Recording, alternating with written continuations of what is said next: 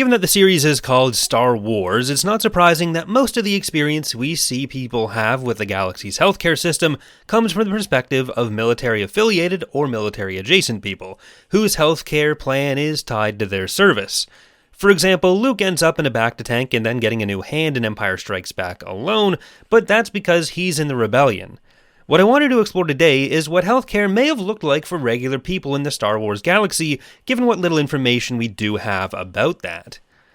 One thing which will immediately jump out as different from any medical system we have on Earth is that the Star Wars galaxy's healthcare has to be able to treat hundreds or even thousands of different species. The Star Wars Visual Encyclopedia attributes the ability to deal with this to all the medical droids floating about the galaxy, but there are also organic doctors involved. We meet one of them essentially right away in A New Hope, Dr. Evazan in the Mos Eisley Cantina, who'd been a surgeon specializing in sheep surgeries, more on that later, before going on the run as an outlaw. His patients didn't tend to fare too well, so don't go to him, but there are also other more legitimate doctors we get introduced to throughout the movies and the Legends expanded universe, like the xenobiologists on Polis Massa, who at least know enough about humans to deliver Luke and Leia, though maybe their lack of expertise in human anatomy is why they diagnose Padme with a fatal lack of a will to live.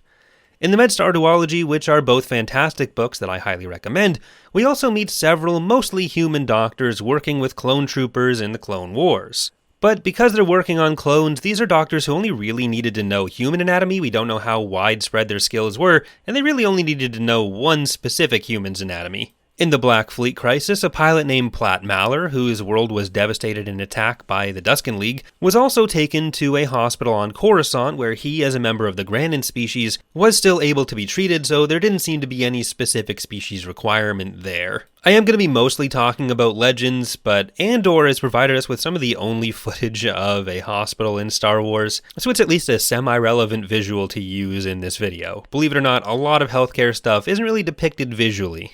But yeah, this example from the Black Fleet Crisis is at least some evidence that the healthcare options for different species are at least somewhat integrated. This makes sense especially on a planet like Coruscant, where there were so many different types of species all living together. Presumably though, the more humanoid you are, the easier it will be to get healthcare on a variety of more affluent core worlds. Well, if you showed up as a Geonosian needing healthcare in the core, you probably would have needed to be transferred back to Geonosis. One leveling factor here is that most things in Star Wars are fixable by one particularly helpful substance, bacta. You're probably at least passingly aware of bacta and bacta tanks from its use in the movies. In Emissary of the Void, it stated explicitly that bacta had long ago replaced most conventional medications, and we see it used for almost every medical purpose across all media. Hypothermia, into the bacta tank. Hurt in a space battle with some kind of internal bleeding like Platt Maller probably had, our example from the Black Fleet Crisis, into the bacta tank. Wasting disease, into the bacta tank. Stubbed toe, like this video and subscribe for more, then bacta tank. We also see bacta getting used to treat outbreaks in the X-Wing novels, where the engineered Krytos virus was used to target all non-humans and destabilize the New Republic by Imperial agents. A manufactured shortage in bacta prevented the New Republic from being able to immediately treat this, and a search for a cure then still did involve unlocking some supply of bacta, which was combined with Rill to make Rilka the treatment that was used for the Krytos virus. But we also do have a decent idea of when long ago was as far as the introduction of bacta. The Vratics on Typhera had been using it for longer, but its use in the wider galaxy started to really take off, roughly 4,000 years before the Battle of Yavin. Before then, a similar but less effective substance called Kolto was used, which was grown on the Selkath homeworld Manon. So bacta and earlier Kolto could do what you'd prescribe pretty much any other medication for, and it could also regrow nerves, muscles, other types of tissue to at least a limited degree. It wasn't going to start regrowing whole limbs. For that, you'd need prosthetics or cybernetics, something we also see pretty regularly throughout the movies and expanded universe. This is where we'll start talking a bit about the economic and class elements of the healthcare system, because while the medical technology of Star Wars was highly advanced, those advancements were not felt universally. Anakin and Luke's experience might give you the impression that you could just walk into a corner store and you'd be able to replace any limb you like, but that wasn't the case for most people, and we have some indications that this was a fairly exclusive technology.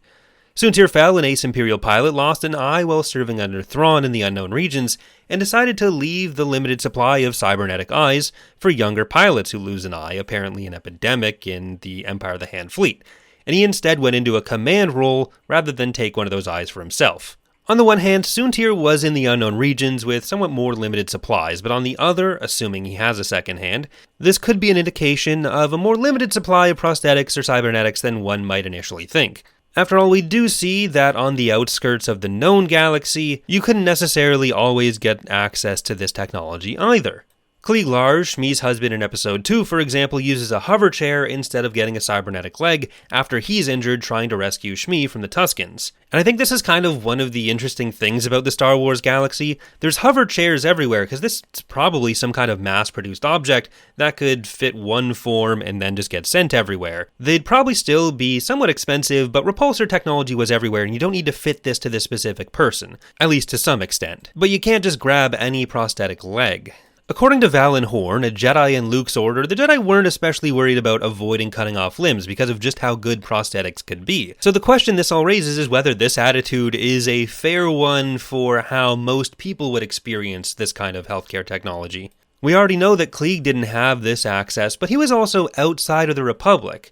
Maybe the experience within the Republic was different. In the Black Fleet crisis, Platt Maller is initially very concerned about how he would be able to pay for his hospital stay, showing his home planet, Polnai, probably operated on a private healthcare insurance model rather than a single-payer public one. But Polnai was still outside of the New Republic, and Akbar said that his healthcare would be a gift from the New Republic. So does that mean the New Republic had universal healthcare, or the Empire, or the Old Republic before them? The answer here still seems to be no. Platt Maller's healthcare is covered because the New Republic military, up to and including Admiral Akbar personally, had taken an interest in Maller as the only person on his planet to survive the fight with the Avethans. So Maller's treatment instead seems to be more akin to what would be provided to service members in the New Republic's military. We have other examples, though, where we know there's private insurance companies heavily involved with most other healthcare costs for private individuals, and where quality of care varies significantly based on the resources of the individual, as well as their insurance, which hospitals that would cover, and their ability to get around the galaxy.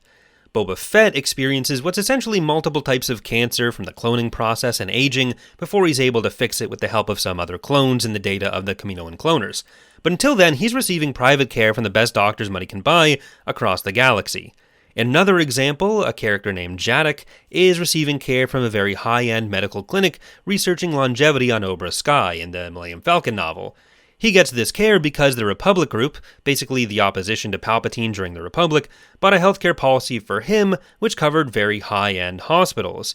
He was involved in the resistance to Palpatine during the late Clone Wars, working for these senators. We pretty much always deal with affluent and highly connected individuals in Star Wars media, so they kind of give us the only look at what life is like outside of the military.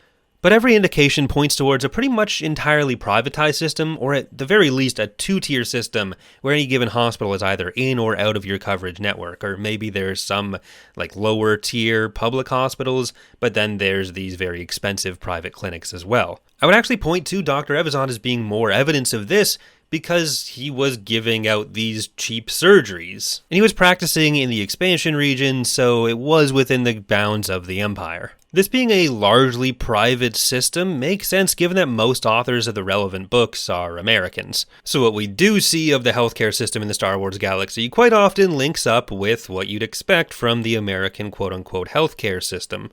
A chunk of this probably does also depend on which planet you live on, though. Kinyon, for example, was described as being run by a socialist demarchy of Grands. So if you were a resident of Kinyon, your healthcare was likely covered. What's less clear is what that meant if you were from Kinyon and you went somewhere else, or if you were from somewhere else and you went to Kinyon. We do know the Republic had at least some federal level of health funding, given that there's comments in the Clone Wars about the cost of the war detracting from healthcare, and that the New Republic handled pandemic response to some extent with the distribution of the cure for the Krytos virus on the federal level. The fact that they are a federation, even quite a large one, doesn't necessarily mean that things like healthcare have to be entirely atomized, though, and that private facilities are the only way you can do healthcare. There's still a lot of coordination that has to happen, and a lot of the private insurance companies, or at least the one we hear of, does operate between different worlds and regions. It's called the Core Health and Life Insurance Consortium, but it was covering care that was given on Obra Sky, which is outside of the core. And the fact that for almost every species, most things were treatable with bacta means that there's at least some easier level of administration here. So I don't think it should be taken for granted that healthcare absolutely has to be privatized as the most efficient way that it could possibly work in the Star Wars galaxy. Presumably, emergency treatment would be given to people regardless of where they are, and then they still have to find out if that hospital is within their network. So there has to be some kind of system for handling that. And again, being a large federation where this is handled on a lower level than the federal level doesn't mean that you can't have overlapping coverage within an otherwise single-payer system. Healthcare is a provincial responsibility in Canada, for example, but the federal government provides funding with some requirements on how it's used, and coverage in one province is generally transferable between provinces. The short answer, though, for most of the Star Wars health system is that we unfortunately just don't get enough information on the experience regular people would have to say anything with certainty. That's going to do it for today, though. There's a semi-connected topic I want to cover, which I thought about including in this video, but it's a bit more distinct, specifically being how long can you live in the Star Wars galaxy. We'll likely do that as a separate video, maybe as a short, depending on how much information I'm able to gather. Either way, though, thank you for watching, and I hope to see you next time.